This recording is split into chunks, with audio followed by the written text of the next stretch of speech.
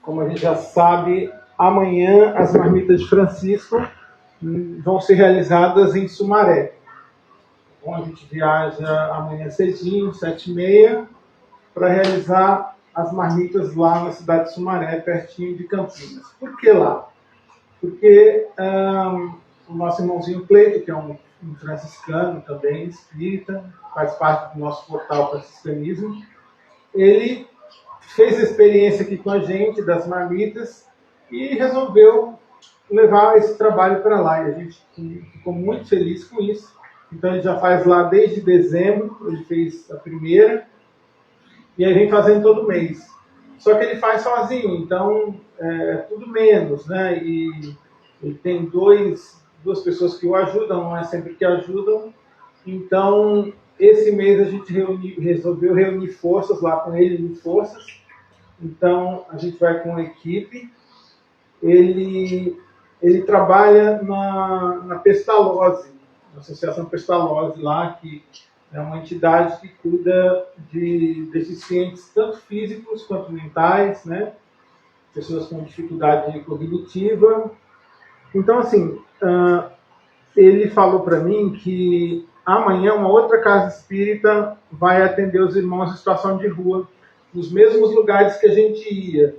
Então, ele sugeriu para que, ao invés da gente entregar nas ruas, a gente vai entregar essas marmitas nas Pestalozzi, né? São 3 unidades lá.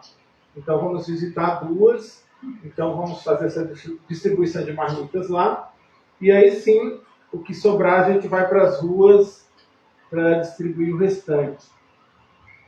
Então, a gente já se comprometeu lá com o pessoal, né?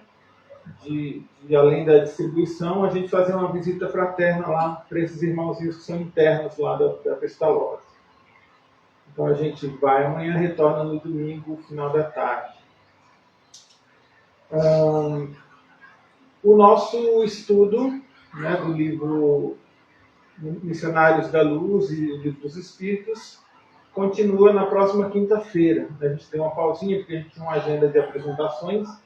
Então, semana que vem a gente retorna, tá bom? No dia 14 de junho, a gente vai ter essa festa do Flashback ali. É uma festa que é uma festa solidária dos amigos de Francisco, que é uma casa irmã, fica no Rádio Clube. Então, a gente vai unir forças junto com eles também para vender os convites, né? Então, quem quiser adquirir o convite, né? Lá vai ter o show do Marcelo Martins, que alguns já conhecem aqui, um cantor maravilhoso, né? Um showman daqueles dos bons. Então, eu tenho alguns convites que ficaram comigo, tenho 10 convites, quem quiser depois, só falar comigo. Na minha mão é mais barato, R$10, então quem quiser, você vai estar ajudando os amigos de Francisco, tá bom? E passando uma noite assim, muito agradável, muito boa mesmo. Então, quem quiser está aqui, tá bom?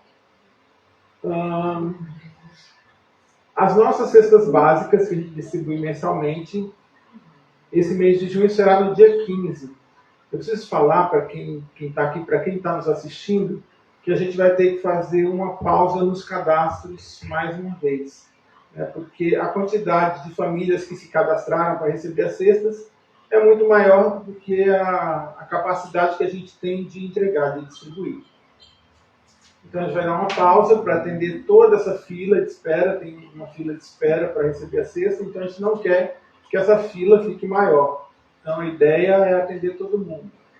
Então, a gente já, para esse mês, a gente já está com uma quantidade já bem alta, né? A gente vai tentar atender todos, mas a gente vai ter que dar uma pausa no cadastro aí pelo menos uns 3 meses para poder diminuir essa fila, tá bom?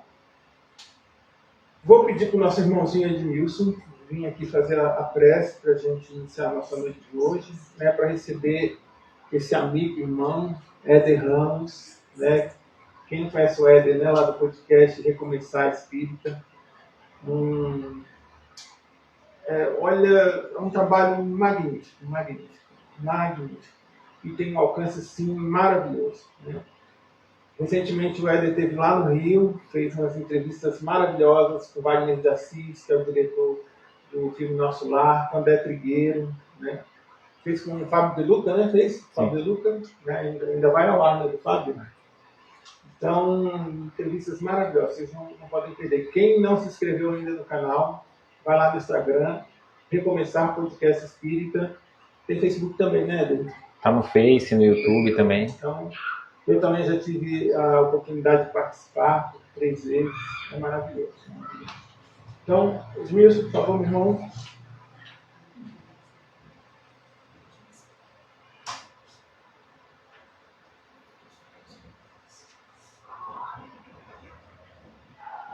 Boa noite a todos.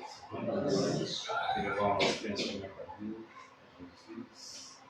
Agradecer por mais um dia de vida, por mais uma oportunidade de evolução, de evoluirmos através do nosso irmão Éder, que fará essa palestra maravilhosa. Vamos contar com a espiritualidade desse sistema que se encontra, acolhendo, abraçando a todos, incluindo, envolvendo com o seu amor. Vamos localizar a todos que estão em sofrimento, a todos que estão em situação de dor, nos orfanatos, nos asilos, nos hospitais, nos presídios, enfim, a toda a humanidade sofredora. Quem sabe que vibrações cheguem a todos que assim necessitam. Vamos fazer a prece que Jesus deixou para começarmos os trabalhos da noite. Pai nosso que estás nos céus, santificado seja o vosso nome. Venha a nós o vosso reino. Seja feita a vossa vontade, assim na terra como no céu. O pão nosso de cada dia nos dai hoje. Perdoai as nossas ofensas, assim como nós perdoamos a quem nos tem ofendido. Não nos deixeis cair em tentação, mas livrai-nos de todo mal. Obrigado. Obrigado. Bem-vindo, meu irmão. Fica à vontade.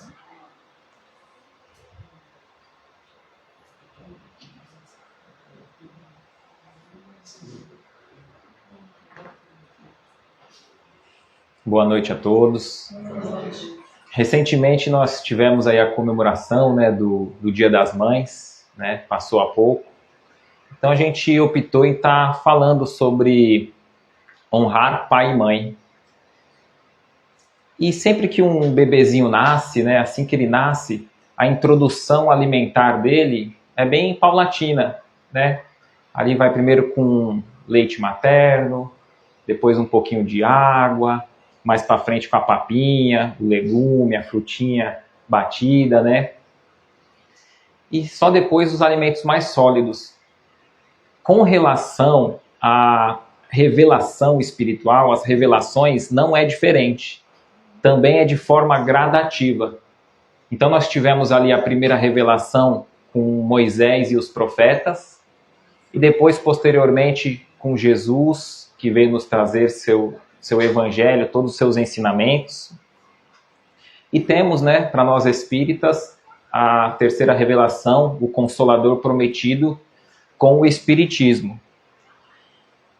Olhando os 10 mandamentos, é interessante que dos 10 mandamentos, 7 é dito ali algo, uma negativa, dizendo não, né? Então, assim, não roubar, não matarás, não cobiçar a mulher do próximo. Não é igual um amigo meu fala, né? Não cobiçar a mulher do próximo quando o próximo estiver próximo.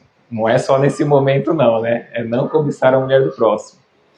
Depois tem mais 3 restantes, né, desses 10 mandamentos.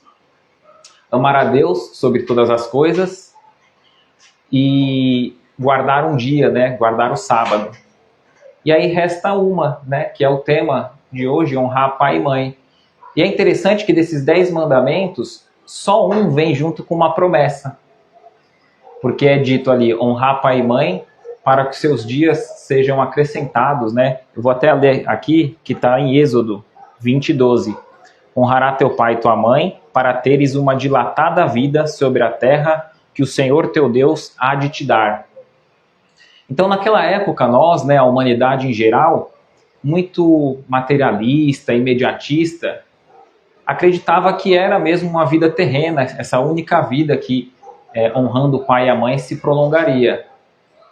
Mas depois a gente tem Jesus já trazendo esse alimento mais sólido para nós, que ele vem dilatar nosso campo de observação, de entendimento, dizendo ali que há muitas moradas na casa de meu pai e meu reino não é deste mundo. Então ele vai ali incutir em todos nós, na humanidade em geral, essa fé no futuro. E depois a gente vem para o Espiritismo, onde o Espiritismo vai nos ampliar ainda essa visão. E aí a gente já não vai ter mais essa imagem limitada de só ter essa vida dilatada sobre a Terra. A gente vai compreender essa vida espiritual, esse reino de Deus. E se a gente estudar ali as revelações dos benfeitores espirituais, onde diz que tem muitos mundos habitados, Allan Kardec vai fazer a seleção ali dos reinos, dos mundos primitivos, mundos de provas e expiações, mundo de regeneração e assim por diante, até mundo ditoso, mundos felizes, Nós vamos observando que esses nomes é a pedagogia daquele grupo espiritual. Então, nós estamos na pedagogia das provas e expiações. Então, nós aprendemos ainda dentro desse grau evolutivo de entendimento. Então, se a gente imaginar que nós vamos herdar a Terra, que nós vamos ter uma vida dilatada sobre a Terra, compreendendo que estamos nessa transição, em que o mundo passará para um mundo de regeneração, não é uma mudança física visível, mas sim uma mudança moral dos seus habitantes. Então, não haverá seres que não honrem seus pais e suas mães habitando esse novo mundo, porque é um mundo regenerado. Ainda não será um mundo ditoso, mas será um mundo regenerado. Ou seja, aqueles que aqui habitam na Terra vão estar comprometidos de forma sincera e real no seu aprimoramento. Somos nós, ainda com nossos defeitos, limitações, mas buscando, assim como nós estamos aqui, buscando aprender um pouco mais para nos melhorar. Agora, aqueles que têm tido a oportunidade há vários e vários séculos, reencarnações, e têm desperdiçado essa oportunidade de reescrever a sua história de uma forma mais bonita, mais ética, mais moralizada, mais honrada, persistindo no erro, nos equívocos, já não vai estar mais vibrando com esse mundo. Então, vai ser convidado a se retirar para um mundo ali que condiz com um reflexo interno, aquilo que ele vibra, ainda em ódio, em raiva, infelizmente. Então, nós vamos observando que nós estaremos herdando essa oportunidade de continuar aqui reencarnando. E, posteriormente, a gente vai galgando esse degrau, avançando cada vez um pouco mais. É interessante que no Evangelho segundo o Espiritismo, no capítulo 14, diz assim, honrar pai e mãe é uma consequência da lei de caridade e amor ao próximo, que implica cumprir com eles de maneira mais rigorosa. Ou seja, o Espiritismo vem dizer que fora da caridade não há salvação. Não é fora da igreja, de placa, como minha esposa costuma dizer, placa de igreja não salva ninguém, Ela é evangélica, minha esposa, e ela sempre diz isso, Sempre me acompanha. Então fica meu agradecimento à minha esposa e à minha filha aqui, Então ela diz que a placa não salva ninguém. O que vai salvar ali é o seu coração verdadeiro, sua caridade, Agora a gente imagina, se nós não pudermos sermos caridosos com aqueles que nos deram o nosso bem mais precioso, nosso pai e nossa mãe, Então ali implica com eles um dever ainda mais profundo, um dever ainda mais legítimo. E mais do que respeitá-los, nós devemos ampará-los. E muitas vezes ampará-los na velhice. E o Evangelho segundo o Espiritismo, ele puxa a nossa orelha ali, dizendo que, em muitos casos, é relegado ali os piores cômodos da casa para os nossos pais, é colocado um fardo sobre eles para que façam as tarefas, fica ali, não de modo explícito, mas fica como um acordo, já que você está aí, faça as tarefas, faça tudo. E o Evangelho vai dizer, será que é legítimo que, ao invés de braços fortes e jovens, coloque o peso da tarefa braçal ali em mãos já frágeis, mais idosas? E Kardec abordou, com certeza, problemas que eram da sua época, né? O Evangelho, o Livro dos Espíritos ali, em 1857, 60, 62, as obras de Kardec. Mas eu acredito que naquele período não tinha dificuldades que hoje nós temos ali no contexto familiar, social. Então eu gostaria de trazer até um ponto para a gente observar que muitas vezes as famílias hoje têm colocado ainda mais um fardo, ainda mais uma obrigação para os seus pais, que é cuidar dos seus filhos. Então a gente tem observado muitas famílias que a mãe ali, jovem, tem o seu filho e acaba delegando a sua função para os seus pais, que já são avós. É lógico que a gente não está aqui condenando, nem julgando, sabemos da importância de ter aquela rede de apoio, né, para a mãe, é tão importante. Muitas vezes a mulher fica sobrecarregada com tarefas, tanto no lar quanto trabalhando fora, né, e ainda dá conta da sua casa. Mas dentro do Evangelho ali segundo o Espiritismo, tem uma frase que me chamou bastante atenção, que diz que nós, enquanto humanidade, criamos necessidades que não são reais. E aí a gente vê, né, nesse mundo de capitalismo, de consumismo que nós vivemos, empresas de telefonia celular, né, lançam a cada semana um novo modelo, a cada semana um novo aparelho de celular. E muitas vezes a gente fala assim, não, eu preciso, é uma necessidade, eu preciso ter esse último aparelho, esse que eu tenho agora já não é mais funcional para mim, eu tenho que ter o último, eu tenho que ter sempre o lançamento, o último da última geração. Só que para que a gente consuma algo, a gente tem que fazer uma troca, né? A moeda de troca, o dinheiro. Então a gente trabalha para ter aquele dinheiro para adquirir. E muitas vezes nós vivemos reféns daquilo que a gente almeja de conquista material, sem refletir de fato naquilo que é prioridade. Então, mais uma vez, sem nenhum julgamento, mas que a gente reflita, para que a gente possa parar e analisar.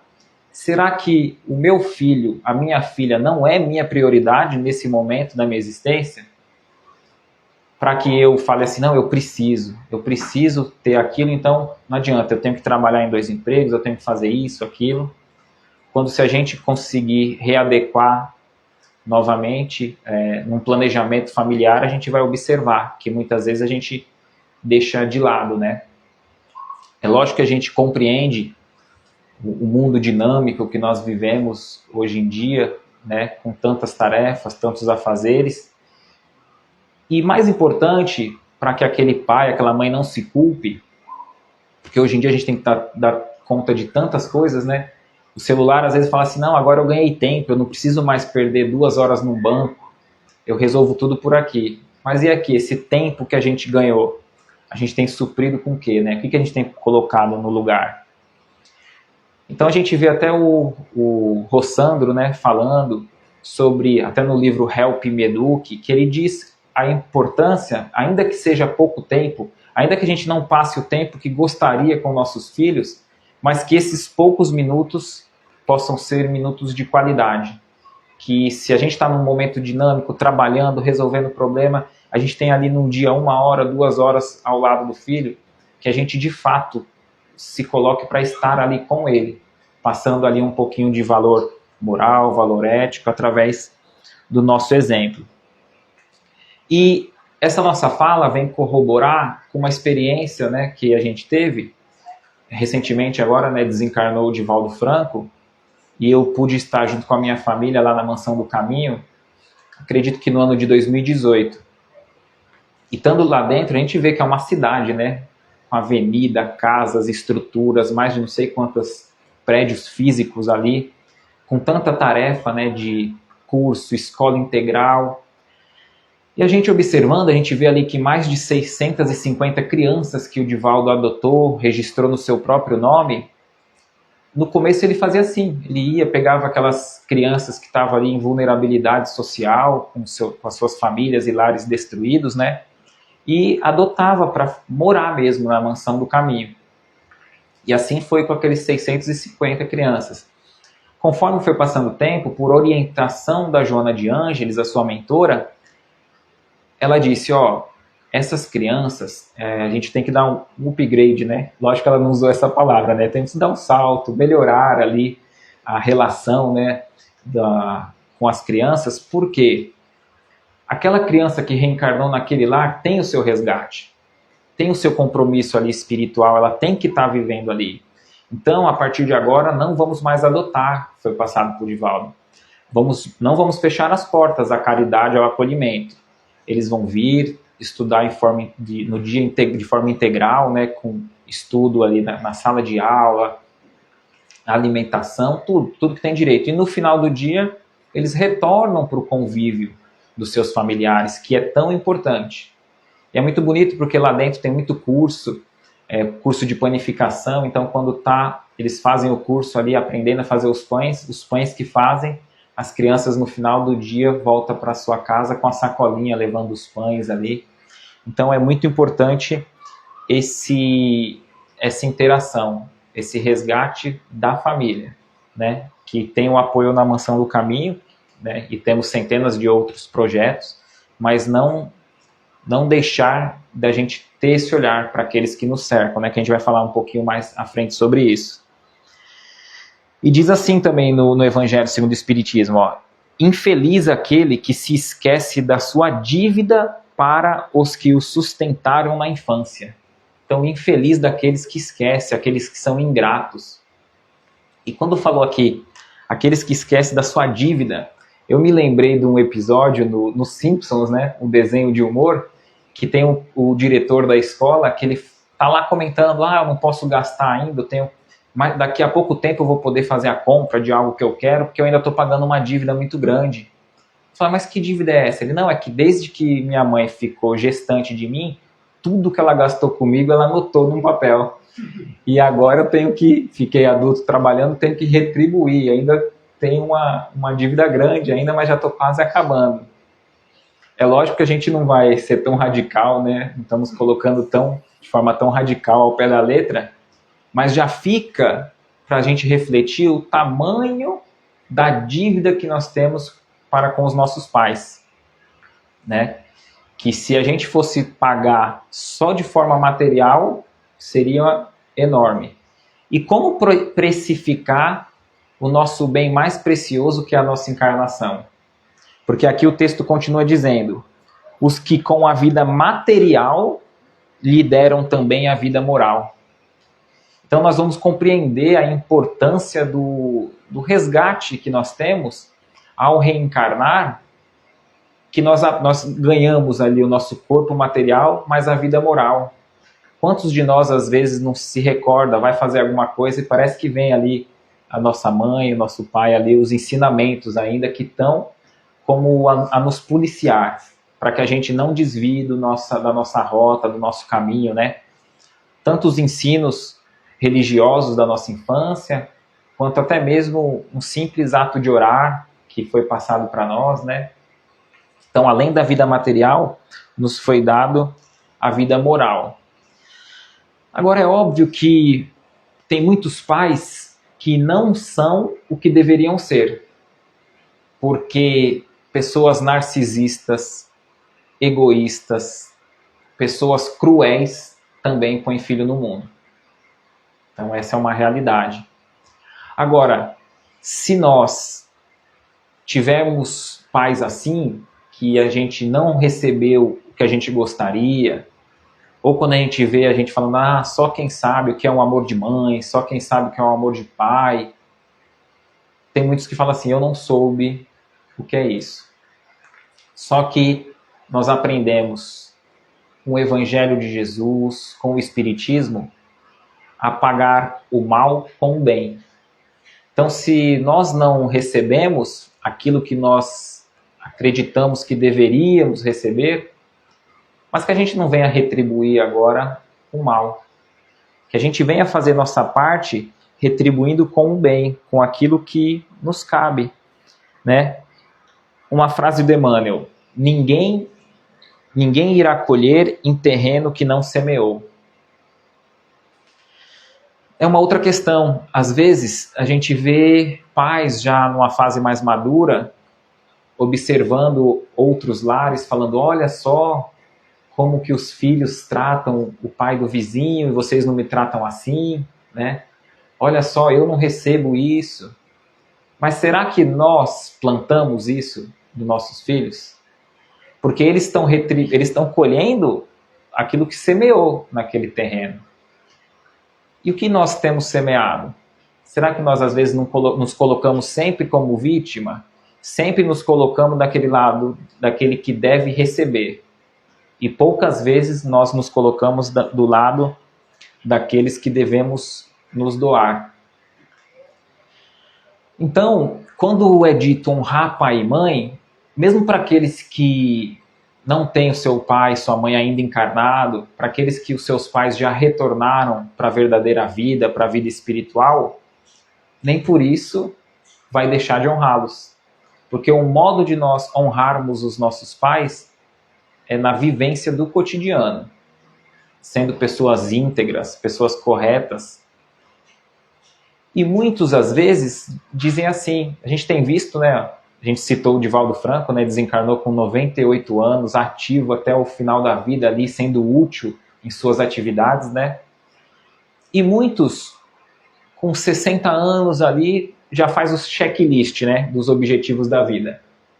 Casar, ter filho, galgar melhores cargos na minha profissão, ter sucesso profissional, criar os filhos, aí os filhos casam, já saem de casa, se aposenta, tem aposentadoria, quando vai ver, tá ali com 60 anos, 60 e pouco, com saúde, pleno, mas muitas vezes acreditando que já cumpriu o seu papel na Terra, que já cumpriu a sua encarnação. E aí eu me recordo de uma frase, numa música do Raul Seixas, que ele diz assim, eu que não me sento na poltrona no meu apartamento, com a boca escancarada, cheia de dentes, esperando a morte chegar. E às vezes a gente vê isso. Pessoas que já estão nesse nível da vida, onde já cumpriu o seu papel social, mas esquece o verdadeiro objetivo da encarnação, que é o seu aprimoramento individual, seu aprimoramento espiritual, através do bem que espalharmos ao nosso redor. Emmanuel vai dizer que a alegria legítima é aquela alegria que a gente distribui para os outros, quando nós fazemos a alegria do outro. E a gente imagina, quer dizer, uma pessoa ali com 60, 65 anos, se for viver até 95, tem mais 30 anos de utilidade, mais 30 anos ali de energia, de vigor, podendo fazer um voluntariado uma vez por semana, podendo ali, se tem uma profissão, se tem um saber, transmitir esse saber para o outro. Quantos dos nossos pais não abriram mão dos seus sonhos para cuidar de nós? Será que nesse momento não é o momento de buscar reavivar aquele sonho, reavivar os seus objetivos, fazendo um curso, uma faculdade, ensinando algo, como dissemos há pouco? E o mais legítimo é quando é algo útil, que nós nos propomos a fazer, mas é um algo útil que a gente não recebe nenhum pagamento de forma imediata. A verdadeira caridade é aquele bem desinteressado. Então, se eu não estou tirando nenhum proveito, seja financeiro, seja de status, seja de influência, então fica a recomendação, a sugestão para que a gente todos nós revisemos o nosso planejamento reencarnatório. Se a gente observar numa semana, tirando o domingo, na semana tem 144 horas. Quanto tempo ali a gente se dedica ao bem do próximo? Muitas vezes a gente dorme, trabalha, descansa, é sempre os meus objetivos, né? E aqui mais adiante, tem uma passagem do Evangelho que diz: quem é minha mãe? Quem são meus irmãos? Né? Que Jesus está ali numa casa, ensinando para muita gente ao redor dele já, a fama do Cristo já tinha se espalhado, e fora da casa também, naquele cômodo e fora ali muitas pessoas. E a mãe de Jesus vai lá e fala: eu tenho que falar com Jesus, chama ele e tal. O pessoal passa na multidão e avisa: Jesus, sua mãe e seus irmãos estão lá fora, querem falar com você.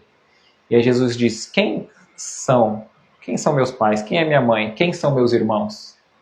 Senão aqueles que fazem a vontade do meu Pai, né? Senão vocês que estão aqui junto comigo. É óbvio que Jesus não quis menosprezar a sua mãe, porque a vida dele já foi totalmente ao contrário disso, né? Ele demonstrou amor e carinho para com todos. Ocorre que Jesus nunca perdeu uma oportunidade de trazer o ensinamento.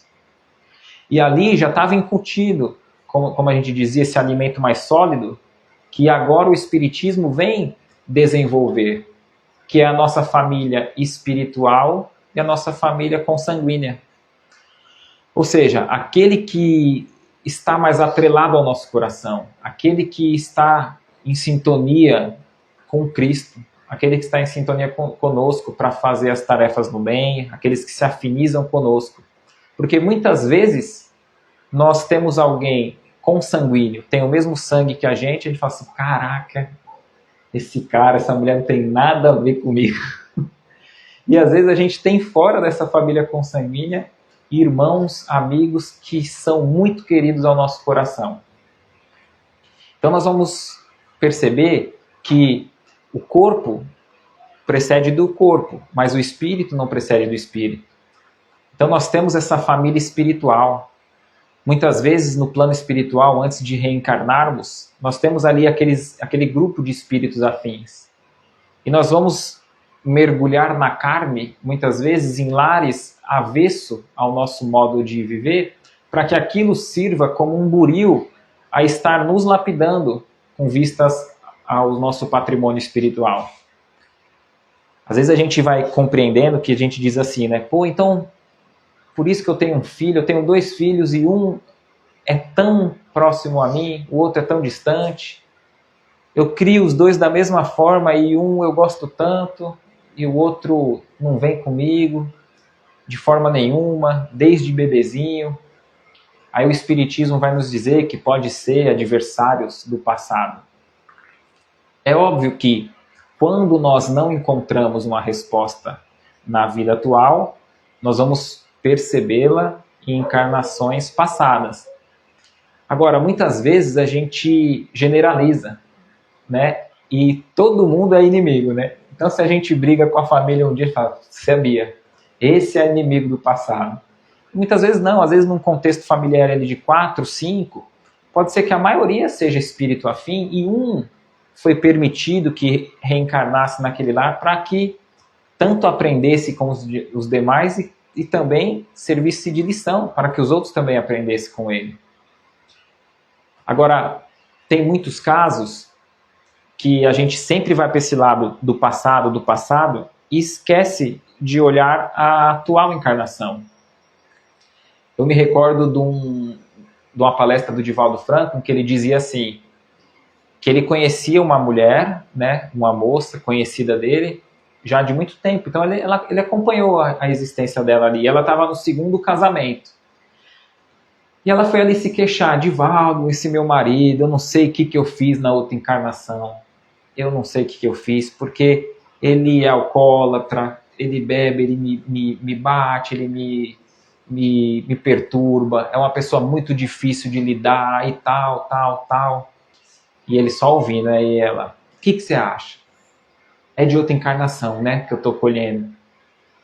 Ele, ó, minha irmã, já que você perguntou, eu não ia falar nada. Mas eu conheço a sua existência. Você está no segundo casamento. O seu primeiro marido era um amor de pessoa. E até onde me consta, você traiu ele, né? Você traiu ele, vocês se divorciaram. Hoje ele está super bem, feliz, num outro casamento. E você está colhendo aquilo que você semeou. Né? Você esperava o quê com uma atitude dessa? Você ia atrair quem? Uma pessoa que se permitiu se envolver com você, você casar, né? Então a gente tem que tomar um cuidado no Espiritismo, que muitas vezes a doutrina espírita vai trazer luz, sim, para um passado, quando a gente não encontra respostas aqui. Mas será que nessa encarnação nós já não estamos agindo de forma equivocada e nós já estamos colhendo o que devemos colher nessa? Emmanuel vai dizer que não é preciso morrer na carne para compreender a lei de compensação. Então, muitas das coisas que acontecem hoje para nós, nós colhemos hoje, nessa existência. E observando esse núcleo familiar, né, que é esse cadinho que nos purifica, que nos aperfeiçoa, eu me recordo de um documentário em que estavam estudando ali as cartas que Chico Xavier recebeu, né, psicografia, geralmente filhos, né, que retornavam ali através das mãos do Chico Xavier para consolar, trazer notícias para os seus pais. E uma moça vinha através da carta falando para os seus pais, né, trazia notícia dos familiares, tal, mensagens de otimismo, de esperança, que eles se dedicassem em nome dela, fizesse o bem, né, a caridade em nome dela, que ela estaria recebendo, tal. Mas ali ela diz, as últimas 5 reencarnações foi permitido que ela visse. Foi no mesmo contexto familiar, pai, mãe e ela, os mesmos espíritos, e ela, com seus pais, falharam nas últimas 5. Então, nessa última que ela desencarnou, também falharam. Lógico que a gente não precisa saber esmiuçar pormenores, o que de fato tem que fazer, porque para todas as perguntas a resposta é o amor. Então, basta que a gente viva com amor, basta que a gente se dedique no amor, para que a gente colha os frutos, para que a gente semeie o bem. Emmanuel também vai dizer no livro Segue-me que a humanidade, como uma gigantesca aranha, encontra-se encarcerada na tela criminosa de suas próprias ações. Curioso que o modo que nós pensamos, o modo que nós falamos, o modo que nós agimos em sociedade, aquilo que a gente emite, aquilo que a gente emana, vai tecendo uma teia ao nosso redor. E a gente, como uma aranha, transita dentro dessas teias que nós tecemos. Então a gente não vai poder, em nenhum momento, atribuir aquilo de ruim que nos ocorre a uma força externa. Muitas vezes a gente tem dificuldade em nos encarar de forma direta, nos cobrando. Então, a gente falou da primeira, segunda e terceira revelação, né? Quando nós estávamos lá em Moisés, dizia que ia vir um Messias que ia salvar. E aí a gente ficava tranquilo, esperando o Messias vir. O Messias veio, 3 anos de atividade pública ali, nós o matamos, enquanto humanidade, né? Aí, putz, ele era o Messias mesmo, mas ele prometeu que ia mandar um consolador, né? Ah, então vamos esperar. E aí a gente espera o consolador. Aí vem o Espiritismo, aí vem Chico Xavier com os livros, aí fala, ó, Chico Xavier falou que o Emmanuel ia reencarnar. E aí tá todos os espíritas esperando o Emmanuel falar, ei, tô aqui. E a gente fala, tô com saudade do Chico. E a gente nunca leu nem 10% da sua obra, né? Então a gente está com saudade daquele que trabalha por nós, muitas vezes. Estamos com preguiça de olhar de fato aquilo que nós temos que encarar para que a gente venha a trabalhar com dedicação no bem e não terceirizando responsabilidades, né? Tem uma mensagem de Pedro que diz assim, ó, honrai a todos, amai a fraternidade. Está em 2 Pedro, né, capítulo 2, versículo 17. Honrai a todos e amai a fraternidade. E às vezes nós nos perguntamos, tá, a gente tem que fazer a caridade, mas será que essa caridade tem limite? Porque muitas vezes a gente fala, tem que ser caridoso, tem que fazer o bem. E aí os outros sabem que nós somos espíritas, né?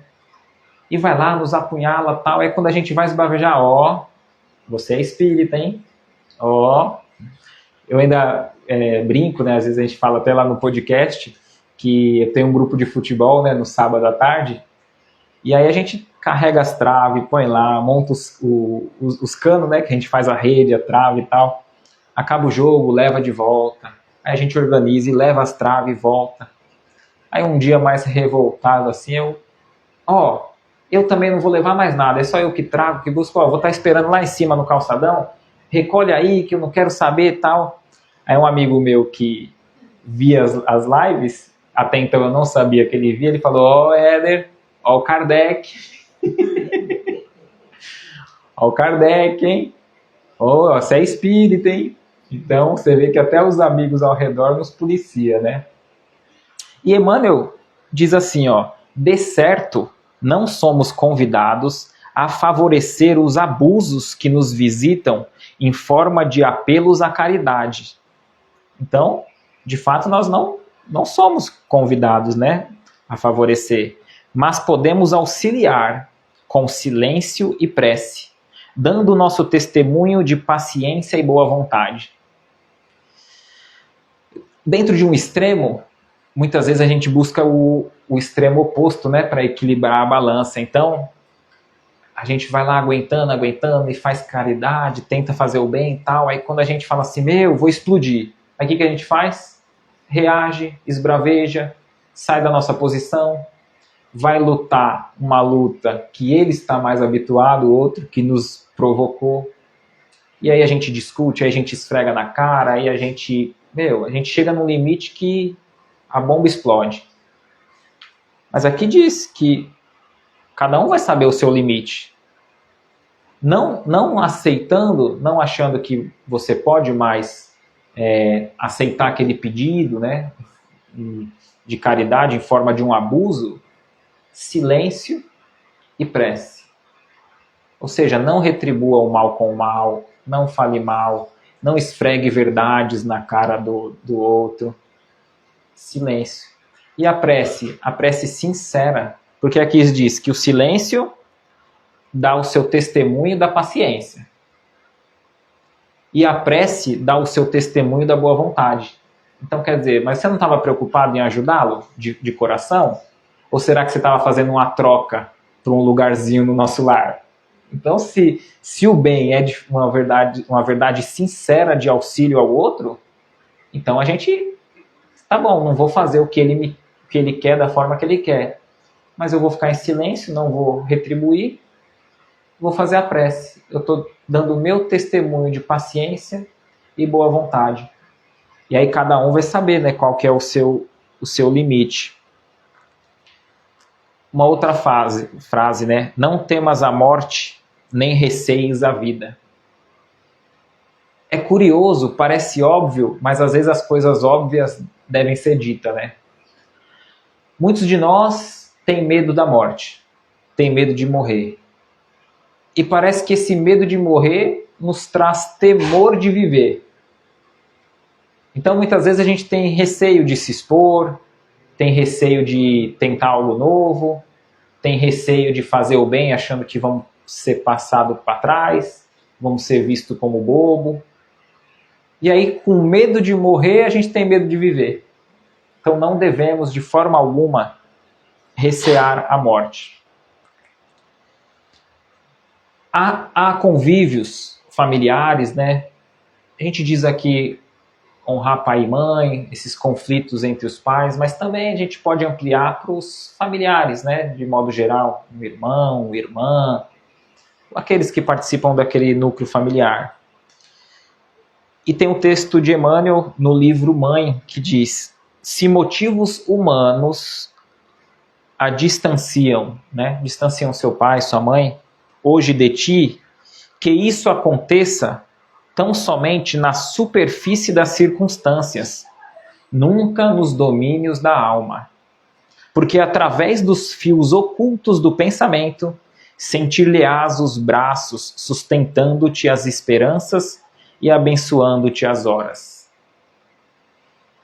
Às vezes a gente, quando a família vai crescendo, que vem os agregados, genro, nora, às vezes a família cresce. André Luiz vai dizer que todos nós influenciamos e somos influenciados. Então talvez você tenha um filho que a partir do momento que veio a nora, algo mudou. Né? Tem ali a filha, veio o genro, algo mudou. E aí o coração se afastou, independente da posição que você esteja nesse personagem, né? Se você é o filho, é o pai, ou qualquer outro tipo de conflito. Que motivos humanos a distanciam hoje de ti, que aconteça tão somente na superfície das circunstâncias. Então você sabe, eu não estou indo mais tanto lá, não estou mais visitando tanto, teve uma intriguinha aqui no último Natal, a família era para se harmonizar, né? Lembrando do Cristo, e teve uma piadinha, alguma coisa, seja o que for, os corações se afastaram. Que fique somente no lado mais superficial, não vamos levar para o coração. Porque se a gente pensar de forma profunda, orando, a gente vai ver que os nossos corações estão próximos. Talvez momentaneamente algo afastou, mas o coração está próximo. Não devemos nos afastar de forma legítima, guardar mágoas profundas. A Joana de Ângeles vai nos trazer ali um exercício, porque se muitas vezes a gente não consegue estar de forma direta com aquele adversário momentâneo, para pedir perdão, para perdoar, para viver de forma tranquila, que a gente faça um exercício de meditação. Para mim serve quando eu estou no chuveiro, tranquilo, para outros é antes de dormir, quando o sono não vem primeiro, né? E não dorme antes, mas imaginar aquele seu adversário. Pensemos agora naquela última pessoa que você queria encontrar agora, aquele ranço profundo. Então, essa pessoa mesmo, você vai imaginar ela, você indo de encontro a ela e dando um abraço. Você vê que às vezes é até ruim só de imaginar, né? Mas a gente imagina dando um abraço. E de repente, quando a gente vai exercitando isso na nossa mente, aos poucos, talvez a gente não vai encontrar mais com aquela pessoa de forma direta, mas o nosso coração vai se limpando. A gente já não deixa o nosso coração tão afastado, que muitas vezes aquelas enfermidades físicas nos chegam através dessa ira, dessa revolta. André Luiz vai dizer que todo excesso de ira é um suicídiozinho na alma. Então, quando a gente alimenta essas cargas negativas, a gente está, de forma direta, nos prejudicando. E caminhando aqui para o final, Deus não traz provas superiores às nossas forças, e de todas as provas, a mais penosa são as que afetam o coração. Aquele que suporta com coragem a miséria das privações materiais, sucumbe ao peso das amarguras domésticas, esmagado pela ingratidão dos seus. Então, muitas vezes a gente pode suportar cada prova, né? Problema físico, financeiro, seja o que for. Mas, às vezes, aquele que mais deveria nos retribuir com amor, nos retribuir com ingratidão, e a gente sente esse peso, né? Mas independente de qualquer dificuldade, de qualquer problema que você esteja passando, se você imaginar, se você se recordar, se você tiver certeza que somos seres imortais, esse problema fica pequeno. Porque não tem problema nenhum que vai resistir à paciência, porque somos espíritos imortais. Muitas vezes a gente pode estar muito próximo de um objeto, ele se torna enorme. Mas quando a gente afasta o nosso campo de visão, compreendendo que tivemos muitas outras encarnações e teremos muitas outras ainda pela frente, a gente vai ver que o melhor está por vir. Como diz um soneto de Cruz e Souza, né, somos espíritos livres. Né? E ele vai dizer, um soluço divino de alegria percorre todo espírito liberto das pesadas cadeias do deserto, nesse mundo de sombra e agonia. A alma livre contempla um novo dia, longe das dores de um passado incerto, mergulhado nesse esplêndido concerto de outros mundos que a luz acaricia. A alma liberta, redimida e pura, vê a aurora depois da noite escura, numa visão mirífica e superna. Penetra o mundo da imortalidade, entre canções de luz e liberdade, forçando as portas para a beleza eterna. Muita paz a todos.